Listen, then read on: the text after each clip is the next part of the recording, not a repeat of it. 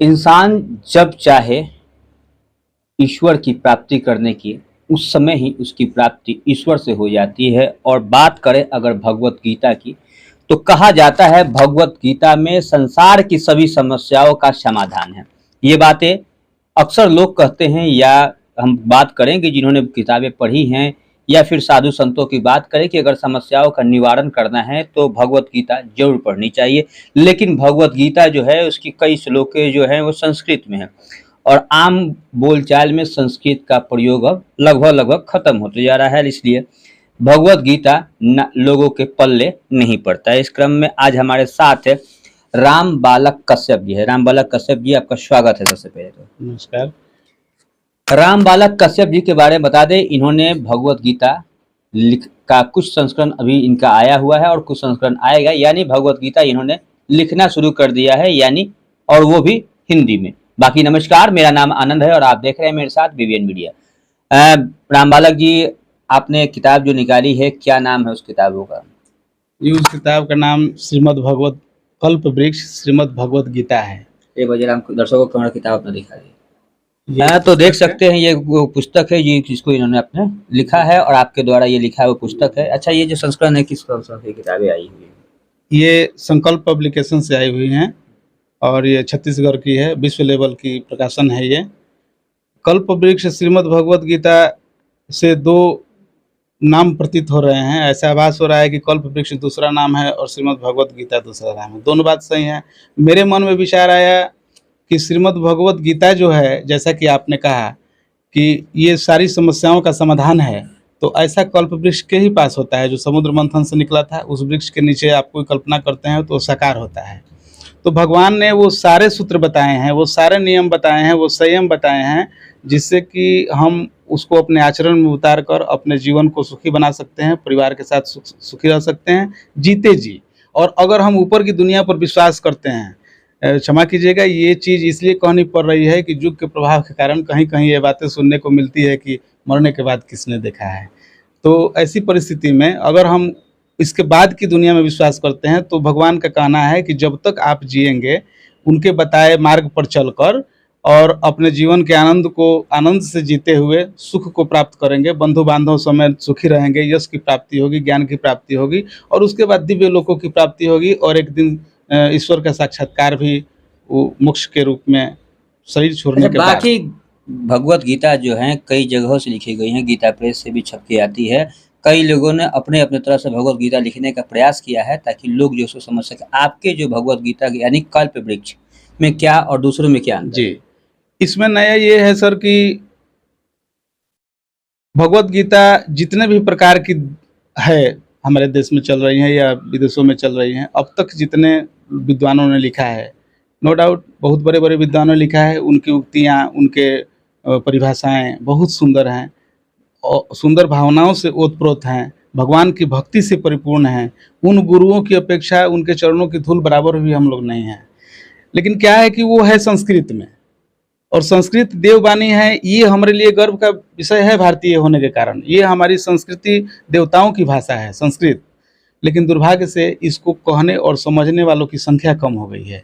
अब जो भगवत गीता में उसके अर्थ दिए गए हैं हिंदी में, वो हिंदी भी सरल नहीं है, क्योंकि उसमें कुछ ऐसे शब्द हैं, कुछ क्या अधिकतर ऐसे शब्द हैं जो वेदों से और शास्त्रों से जुड़े हुए हैं। जैसे भगवान कहते हैं, तत्व का ज्ञान देते हैं, तो जो व्यक्ति कभी गीता पढ़ा ना हो, भगवत गीता को जाना ना हो, उसे तो नहीं पता चल जाएगा कि तत्व क्या है। ब्रह्म का ज्ञान दिए हैं, जो सांख्य योग की चर्चा की है, ये सांख्य योग क्या है, ब्रह्म क्या है, तत्व क्या है, ये सारी चीजें वो हिंदी में तो है, लेकिन उसका कोई अर्थ हम समझ नहीं पाएंगे। इसी नहीं समझ पाने के कारण भगवान जो बात संदेश मानव को अर्जुन के माध्यम से देना चाह रहे हैं, वो मानव तक नहीं पहुंच पा रहा है वर्तमान युग में। जिस समय वो भगवान ने कही थी अर्जुन को, उस समय लोग संस्कृत को समझने वाले, पढ़ने वाले, भगवान के प्रति आस्था रखने वाले और रुचि रखने वाले उसमें लोग थे, तो वो समझ जाते थे। लेकिन अब उसका प्रचलन बंद हो गया। अब तो यहाँ तक कि हमारी मातृभाषा को भी कहने में कहीं कहीं संकोच महसूस हो रहा है। किसी ऑफिस में जाइए, समाज में जाइए, इंग्लिश के 4 शब्द नहीं बोलिए तो आपको लगेगा कि भाई अनलिटरेट पर्सन है, ये लिटरेट पर्सन नहीं है। तो हमारा ये भी प्रयास है, हम लोगों का, हमारी टीम का, कि भैया ये पूर्ण मातृभाषा में हो जहाँ तक संभव हो। देखिए सर, ज्ञान अनंत समुद्र है, माता सरस्वती को छोड़कर इसमें कोई परिपूर्ण है। मैं ये दावा नहीं कर रहा हूँ कि सारे के सारे शब्द मातृभाषा ही होंगे, लेकिन हमारा ये प्रयास है कि उसमें 99% मातृभाषा हो। कहीं चूक से अगर एक शब्द दूसरी भाषाओं का, मैं नाम नहीं लेना चाहता कि दूसरी भाषाओं में हो भी जाए, तो उसके लिए पाठकगणों से भाई क्षमा प्रार्थी है। अच्छा, ये पुस्तकें जो हैं ये कहाँ अवेलेबल है अभी?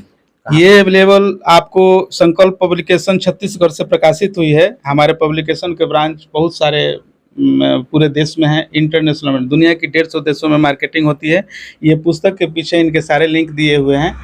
फिलहाल Amazon, Google search, Google website, ये फ्लिपकार्ट और इंस्टाग्राम पर उपलब्ध हैं। हार्ड बुक के लिए आप अमेजॉन से ऑर्डर किया जा सकता है। यह अभी मार्केटिंग इंडिया में हो रही है, इसके बाद इंटरनेशनल मार्केटिंग होगी 15 दिन के बाद। लोगों से क्या कहना चाहेंगे इस बुक को लेकर, क्या कहेंगे? लोगों से मेरी हाथ जोड़कर निवेदन है भैया कि जिस समय भगवान ने अर्जुन को ये सारी बातें बताई, ये समस्या अर्जुन की नहीं थी। अर्जुन तो खुद भगवान के बहनोई थे, उनको कोई समस्या नहीं थी। उनको कोई समस्या होती भी थी तो उन्होंने कहा था कि आप याद करोगे मैं उपस्थित हो जाऊंगा। जब जब उनको याद किया गया, उपस्थित हो गए। उनकी माँ ने याद किया, उनकी पत्नी ने याद किया, उन्होंने याद किया, उपस्थित हो गए। ये कोई भी क्वेश्चन जो उनके लिए समस्या नहीं थी, उनके लिए समस्या नहीं थी। अर्जुन ने अपने अग्रजों के लिए, मतलब हमारे आपके लिए, भगवान से विस्तृत रूप से ये जानकारी चाहिए कि हमारे अग्रज जो वंश आएगा वो किस प्रकार जीवन जिए कि जीवन हर मोड़ पर हम जीतें, हमें सम्मान मिले, यश मिले और विजय हमारी सुनिश्चित हो सके, हमें ज्ञान का प्रकाश फैले और आपसे, मतलब ईश्वर से हम जुड़ सकें, और इसके बाद जब तक धरती पर हैं तब तक सुखी जीवन व्यतीत करें और शरीर छोड़ने के बाद हम भगवत धाम को प्राप्त हों। तो मतलब लोगों से यही अपील होगी कि इस बुक को जरूर पढ़ें। इस बुक को पढ़ें। इसमें विशेषता क्या है कि चूंकि भगवत गीता स्वतंत्र रूप से ग्रंथ नहीं है, वो महाभारत नाम के ग्रंथ से उद्धृत हुआ उपग्रंथ है। इस महाभारत को भगवान श्री गणेश ने अपने हाथों से लिखा था। लिखा उन्होंने था, वेदव्यास मुनि ने उनको कहा था लिखने के लिए, उनसे निवेदन किया था कि भैया ये महाभारत आप लिख दीजिए, और भगवान श्री गणेश ने अपने हाथों से इसको महाभारत को लिखा है। महाभारत की चर्चाओं के दरमियान, दरमियान शब्द हम लोगों का मातृभाषा नहीं है, के क्रम में वो भगवत गीता का प्रसंग आया। महाभारत होते होते लड़ाई के मैदान तक पहुंचा, कुरुक्षेत्र के मैदान तक। भगवान उनका सारथी बनना स्वीकार किए और उन्होंने कहा कि भैया प्रभु हमारे रथ को दोनों सेनाओं के बीच में ले चलिए, मैं देखना चाहता हूं मुझे किनसे लड़ना है और किनको मारना है, उनकी शक्तियां क्या हैं। वहां जाके सबसे पहले यहीं से वो उनका क्लास शुरू होता है, वहीं से उनका पहला प्रश्न शुरू होता है कि प्रभु जब मैं सारे अपनों को मार दूंगा तो राज्य किस पर करूंगा। तो दर्शकों से यही अपील है कि ये जो किताब है कल्प वृक्ष श्रीमद् भगवत गीता, यह भगवत गीता का हिंदी संस्करण है और पूर्णतः हिंदी संस्करण है। इसे एक बार अवश्य पढ़ें। अगर आपको भगवत गीता समझ में नहीं आ रही, जो अन्य भाषाओं या संस्कृत या अन्य भाषाओं में है, तो एक बार इस किताबों को जरूर पढ़ें। और ये छपरा के रहने वाले राम बालक कश्यप जी हैं, इनका आप लोग सहयोग करें। और किताबें जो है फिलहाल अभी हार्ड कॉपी तो कम है, लेकिन इसे आप अमेजोन वगैरह से, आप ऑनलाइन भी से आप परचेज कर सकते हैं और इसे पढ़ सकते हैं। लगातार हमारे साथ बने रहने के धन्यवाद।